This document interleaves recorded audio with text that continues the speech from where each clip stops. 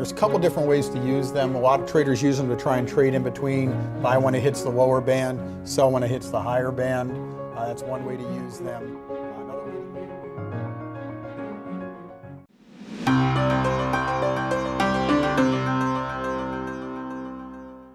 Harlan Pyan, are you there? Hey, I'm here. How are you guys? Not too bad. We're just trying to analyze the aftermath of all the Ebola sell-off there yesterday, trying to comb through the ditches here, trying to find some good stocks to look at from the long side. What are you looking at there, Harlan? The aftermath. That's putting it lightly, huh? Yep. Well, you see what's going on today? Look at the names that are popping. Microsoft, like you said, Facebook, Twitter. These are all the big index names. So, one could say they're going to try and hold the indexes, if you will. Microsoft, it's if you're a really big oil tanker during a storm, all you're doing is looking for a safe port. And that's where a lot of big money is looking to do. They're not looking to make money. They're looking to just find a place where they can weather a storm. And Microsoft could be one because it's a big index name. So it makes up a big piece of the indexes. So, that's my view on Microsoft. I got nothing bad to say about it. Isn't going to make you a home run, but, for right now, the chart looks pretty decent.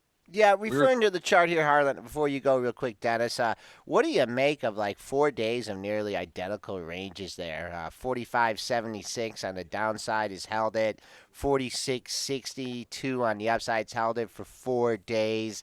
I mean, is Microsoft really a stock that you can play a breakout in above a resistance level? Gosh, I don't think so. I mean, I think it's just one of those names that it's just going to kind of hold the line. You buy on weakness and try and sell on strength instead of trying to be a breakout trader. As the S&P are up now 4 points, heading towards the daily pivot at 1947.25. Go ahead, Dennis. I was just going to ask you, we were talking earlier on the show, I don't know if you were listening, Harlan, but we were talking about Mobileye, and we were like, this is starting around here and starting to look like a Harlan Pyan chart. So I got to ask you what your thoughts here are on MBLY. As this chart, we had the big run up there for a month, and we've consolidated and we're digesting the move. What's your thoughts here now? Well, I don't know. I kind of got a saying, anything that hasn't gotten it yet is a target to get it. So, and here you have a stock that really they really haven't gotten to it to the downside as of yet. But I'm looking at that top at 57.5, and it got slammed down and a pullback off highs down to the 46 level. And here you are, you're chewing higher. So look at the lows at 45 to present day. That's a bear channel. So what if it comes up to 57.5? Well, and it fails. What if it fails there? That's a double top. So, sometimes you got to know what to watch for if you're looking to short, which that would be what you're looking for. But if you're long and you're looking to watch out for, if it comes up, hits that 57.5, puts a double top in, starts to roll over, that's your what to watch out for. What if it goes to 58? Well, give or take a few. So you don't like this chart at all. You know what? I got a strategy here for this one. And Dennis, if you don't get it before I figure it out, I'm going to be very upset here. All right. Come on, what's the reason? What am I looking at in this stock, Dennis? You had a high. Now I'll spoon feed you here. It had a high at 58.61, right? That was the all-time high, Harlan. 58.61. Okay. We broke down to 45.65. All right. The 50% retracement is way down at 52. So as long as this thing, it's $1.50 away from here. As long as it holds 52, I'll expect this thing to go back up and make new highs. If it doesn't hold 52, I'd be looking for this thing to come down and test the 45 level. 52 is a level that I'm looking at in this issue. Brentster, what just happened? What S&P futures is tanked 4 or 5 points there. What just happened? We are getting some comments out of Draghi right now. He did say, let me just pull up my feed here. Draghi, ECB voted unanimously for using additional measures if necessary. He also said that the ECB is expected to begin buying covered bonds starting as early as mid-October and using ABS in the fourth quarter of this year. I believe each of those data points that I read there were not expected. We're bouncing around here on the S&P futures here. Harlan, what are your overall thoughts on the market after this Ebola sell-off here yesterday? Do you think more fear comes into this market that there could be a second case that shows up here, or are they just going to shrug this off and continue to climb the wall of worry? Well, the indexes are saying one thing, and a lot of individual stocks are saying something else. The indexes, they're kind of trying to hang around some supports, trend channel supports, some 50-day Fibonacci retracements. So, so the bulk of that, aside from some impulsive chicken little, the sky is falling, we could stabilize down here. I think what's more important is what happens when and if we bounce. That's what's going to be telling. Take a look at a stock like GT. GT would be a really good example of what I'm talking about. Which stock? Goodyear Tire. Oh, Goodyear Tire, Oh. GT. Going back a few decades here, looking at GT, one of the oldies, but not so goody lately, I guess. My poor right. buddy Ross at the swim pool has been working there for about I don't know how many years, and he's got all these options. And guess where they're at? They're at like 20, about 30. 26, 28, and 30. Right. Yeah. But anyways, go ahead. Talk about this one for us, Harlan.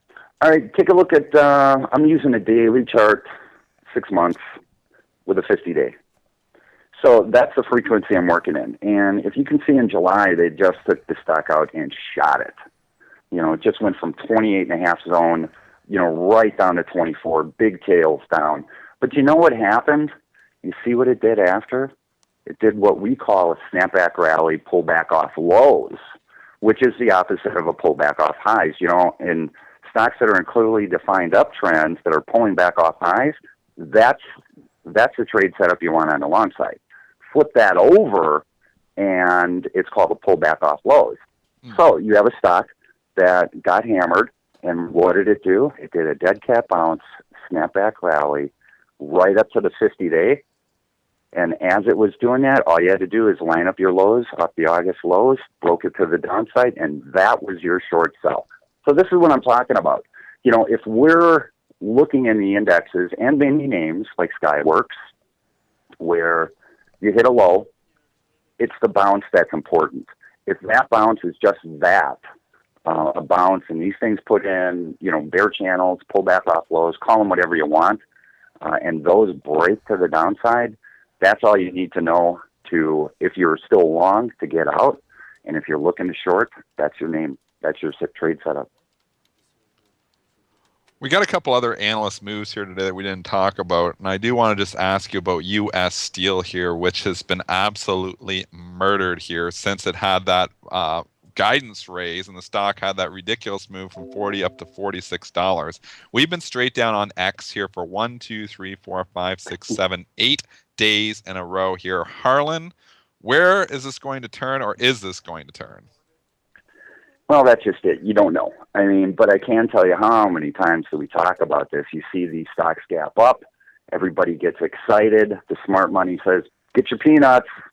And sure enough, it's just a classic case of, you have to sell strength when you've got it.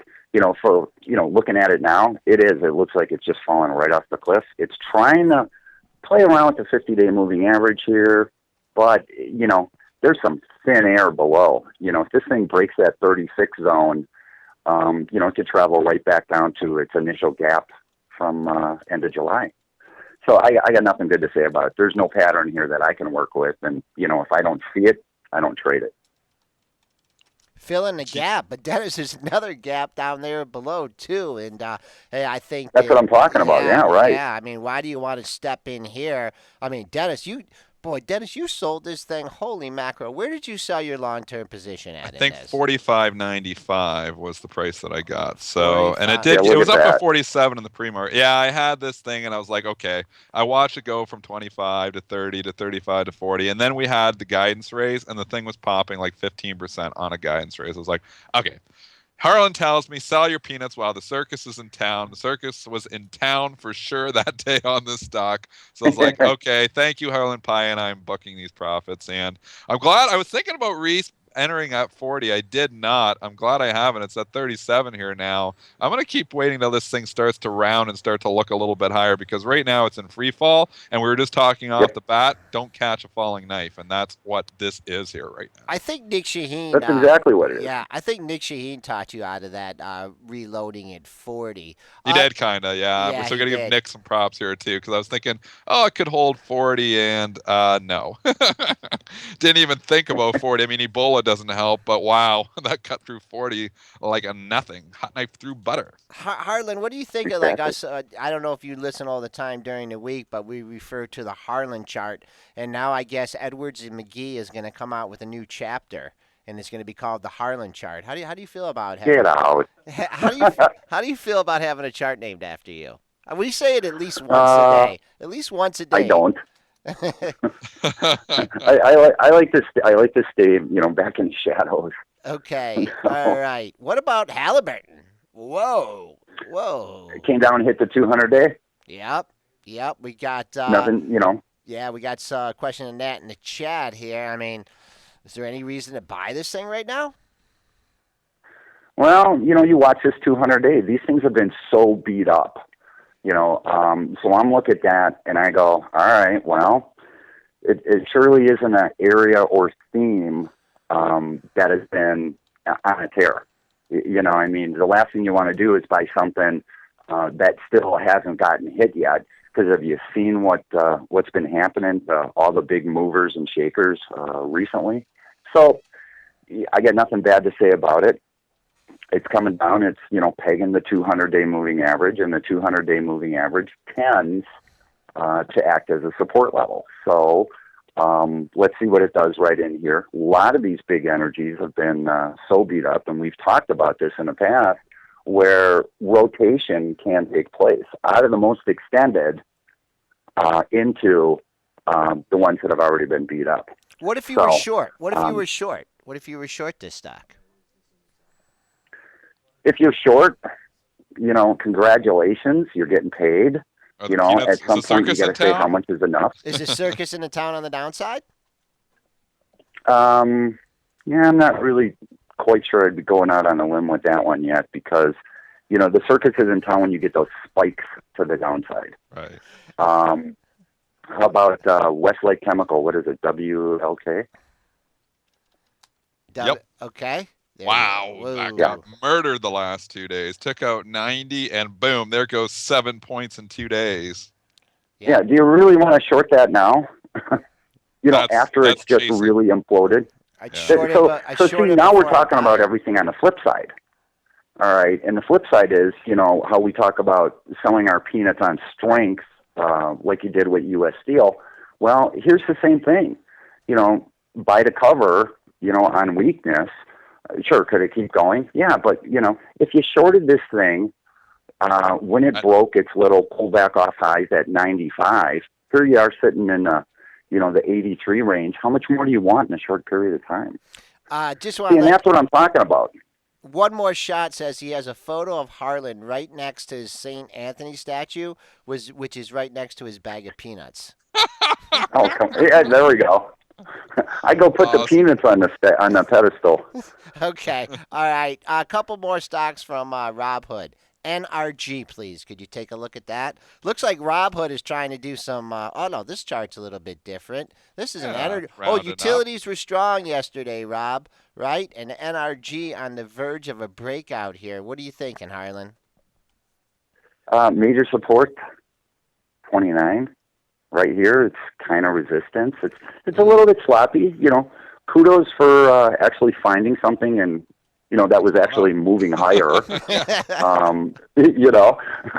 So, but this is kind of some resistance. This could be, who's not to say this isn't a really nice looking big base that's going to be built out over time. So I got nothing. Yeah, I'm kind of neutral.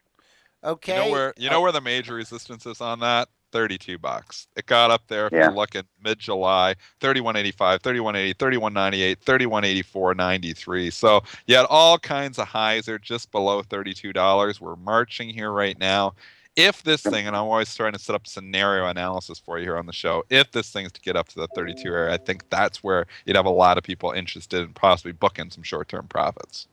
Okay, Right. one You know, more. this is exactly what I'm talking about, though. Look at this thing back in June.